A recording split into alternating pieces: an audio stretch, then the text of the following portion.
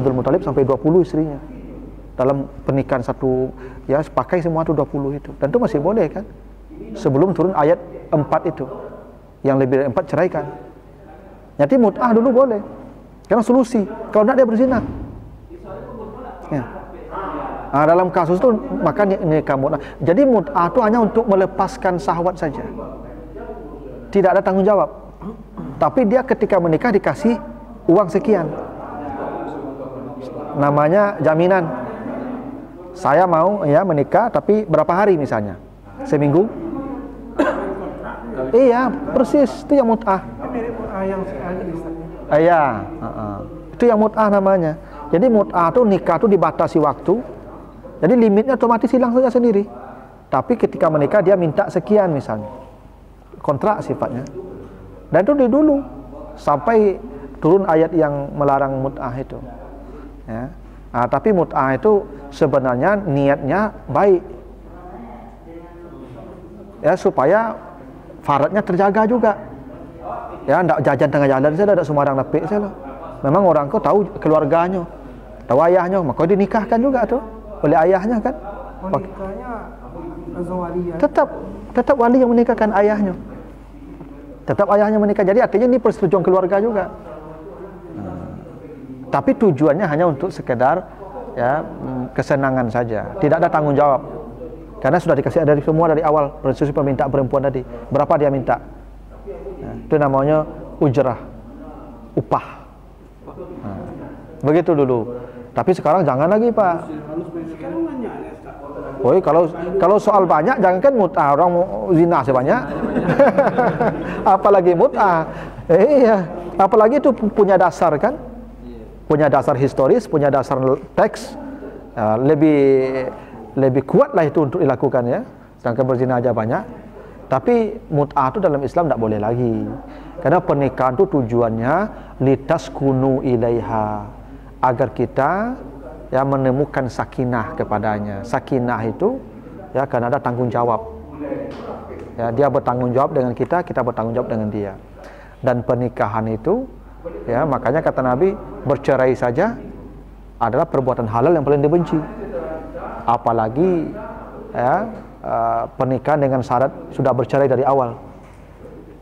Ya, kan mut'ah itu kan sudah bercerai dari awal namanya itu. Hanya seminggu, hanya sebulan. Nah, itu kan ada perceraian di awal tuh. Ya.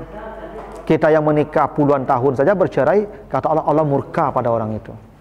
Kenapa? Itu halal yang paling dibenci oleh Allah, perceraian. Kan banyak zaman sekarang ini orang tua itu daripada anak pacaran, daripada itu mendingan nikah dia walaupun dia belum ada kemampuan. Ya itu namanya mubah tadi. Ya, anakku masih kuliah, ya nak. Tapi nyalah berdua saya. Kalau terjadi indah-indah, mereka dinikahkan orang kaya. Itu mubahnya menikah tu. Boleh saja menikah. Pun secara fisiknya punya kemampuan, secara ekonomi belum. Kan kata Allah kadang-kadang begini, Ibu. Menikahlah kata Allah. In kanu fuqara yughnihumullah. Kalau mereka miskin, Allah yang mengayahkan dia. Jadi ada konsep yang salah ada awak mapan dulu baru menikah. Padahal Al-Quran mengatakan menikah dulu baru kaya. Kalau mereka miskin, Allah kayakan mereka dengan pernikahan itu. Cobalah bayangkan Pak. Kita dulu sebelum menikah begini juga hidupnya. Lah menikah begitu juga. Lah beranak begitu juga. Kenapa? Nak terbayangkan awak, ya kan? Dulu kamu menjamin duit anak orang, kamu menjamin duit anak-anak awak. Tapi hidup kita juga sama saja dengan dulu, bahkan mungkin lebih baik dari dulu, dari ketika sendiri itu. Itu jaminan Allah tadi, kalau mereka fakir, Allah akan mengayakan mereka.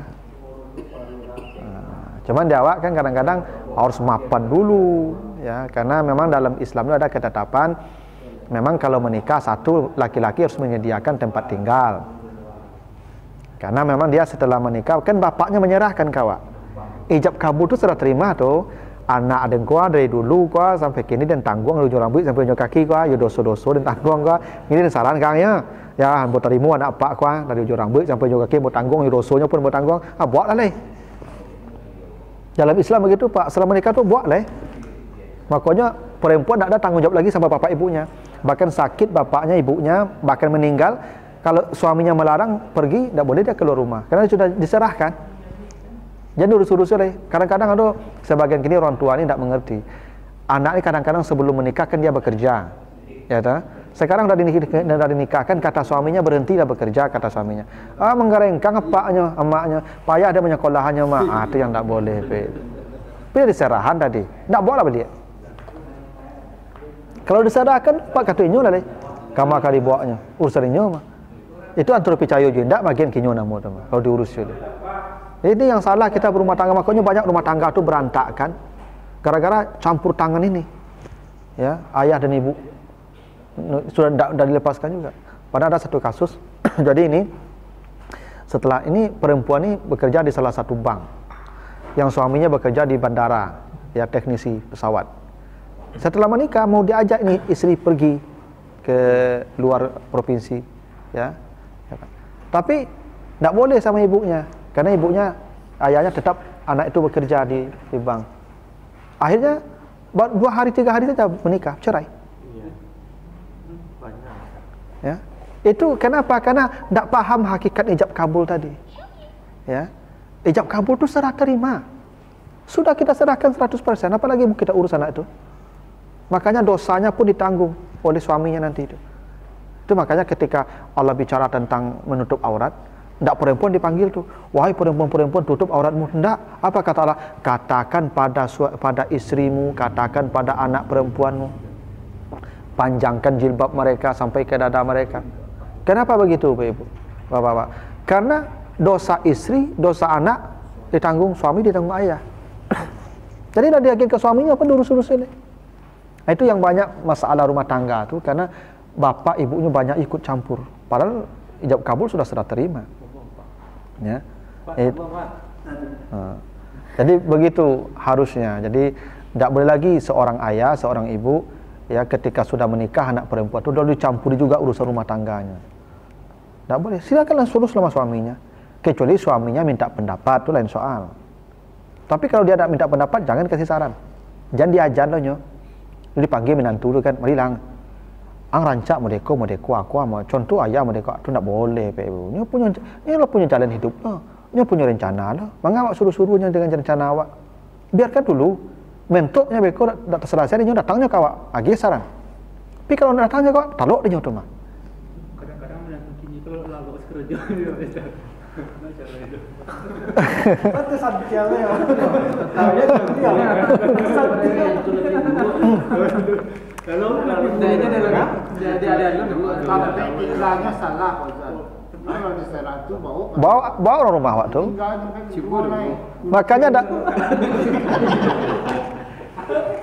Makanya dalam Islam itu ketika sudah diserahkan di apaknya bau nyelai. Jangan tinggal aja pak jamaknya saya baunya. Di maka tinggal tu tanggung pokoknya siap tadi menikah dulu kan. Makanya syaratnya mampu tadi. Sudah coba. Ya. Tapi itulah jaminan kalau mulia nikah jangan nambah aja. Tapi dalam 3 tahun tu jangan dibawa keluar lu aja. Ya kalau tu kesepakatan dah ada kok lalu aja ibu-ibunya. Asal teragama Ustaz, anak minantu ko jawab juga buang barat tentu menyusukan 2 tahun. Nah, untuknya bernikahi ke seorang tu barat cara agama. Setelah akad nikah tu nyobok langsung ni. Bisa dia. Ya pilih lepas serahan tadi mah. Tadi lepas serahan ambu agil anak bu kaya. Lah, ambu terima bapaknya. Namu barang yang terima tu buat leh. Ya boleh. Cuman di awak kan mungkin enggak sehari 2 hari 3 hari seminggu masih bersama enggak apa-apa.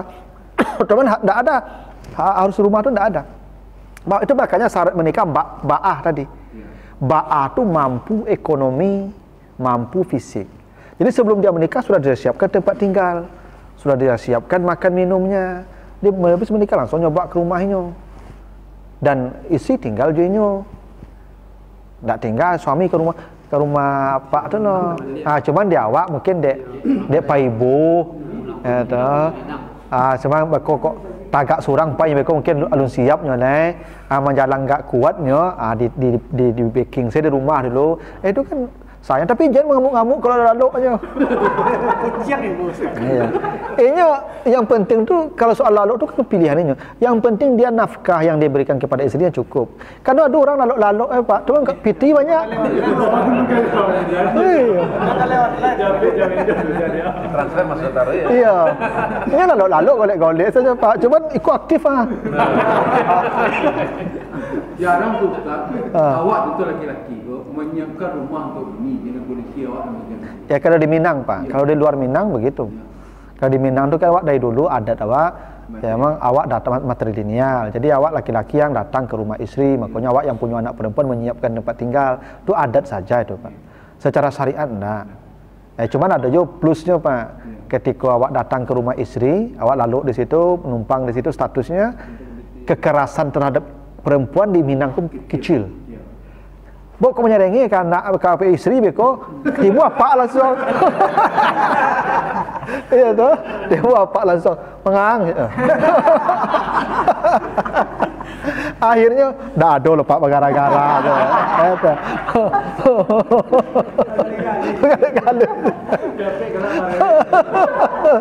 Ya dah Pak ya. Tapi kalau dibawa istri ke rumah suami, misalnya sipaknya, lapaknya, pijak tiap hari, tak tahu, tak ada dapat perlindungannya lah kan. Palanya menangis saja. Kalau dia pulangnya mengadu, kalau dia bisa aja. Kalau tidak, tu tahan saja. Jadi ada untungnya Pak. Jadi matrilineal itu memang tidak seluruhnya buruk. Ya dalam konteks itu ada baiknya. Jadi kalau laki-laki menumpang awaknya Pak, ya kan. Kalau berang awak paling awak nempai. Enggak. Kalau di lampian berang tu di situ beko kalau apaknya. Efek buruknya apa Pak? Kalau awak. Iya tu. Betul Pak. Tiga baju badannya kan. Iya itu. Dulu kan bawa kantong ketik saja Pak. Ini pulanglah balik. Memang begitu. Tapi di satu sisi bagus. Ya untuk konteks itu ya bahwa perempuan di Minang itu jarang mendapat perlakuan kekerasan karena dia dilindungi di keluarganya, laki-lakinya abu ditunggunya. Nah, bagus itu ya. Makanya saya tidak seluruh juga tidak setuju dengan matrilineal tuh, ada bagusnya juga. Tapi kalau bicara agama memang laki-laki itu menyiapkan segalanya karena ijab kabul itu serah terima, maka dibawalah istrinya pergilah ke rumah dia, tinggal di sana. Karena lah tanggung jawab, ada urusan apanya lah habis ya Pak tuh mah urusan tuh. Nah, itu harusnya menikah. Itu maka syarat menikah yang pertama tadi itu ba'ah namanya.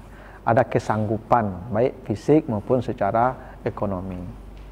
Nah, gitu. Oh ya. Kalau dari data ada kemarin seorang ustaz juga nyebut di Padang ini kan khususnya tinggi tingkat gayanya Ustaz. Okay. Itu apakah pengaruh dari rumah tangga atau memang seperti itu? Kalau gay itu penyimpangan.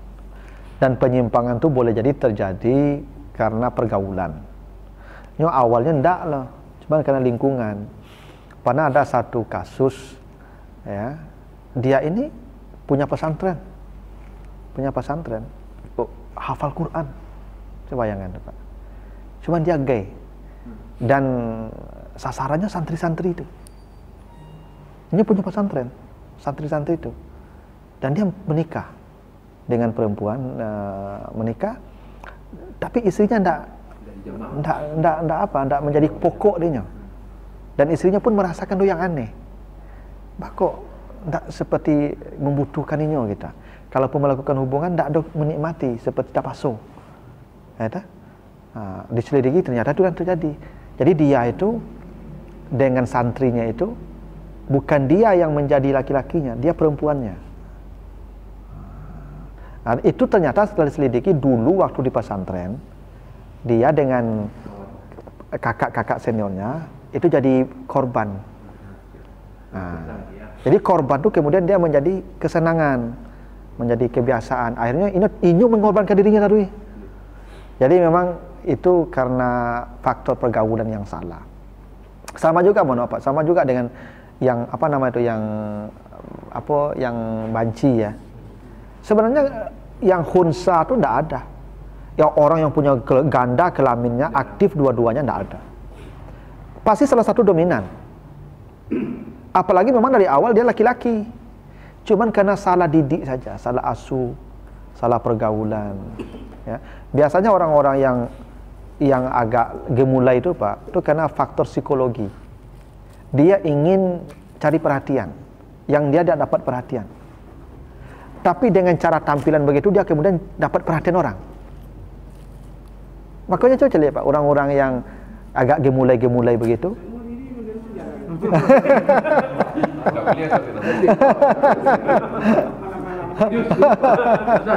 Justru orang gemulai. Badannya kekar-kekar betul.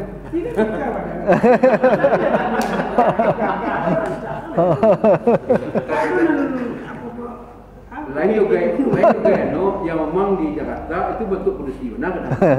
Iya, biasanya karena apa? Karena cari perhatian. Mereka itu rata-rata bermasalah secara psikologi di keluarganya. Ya. Makanya itu sebagai alternatif mereka untuk mendapatkan perhatian orang banyak.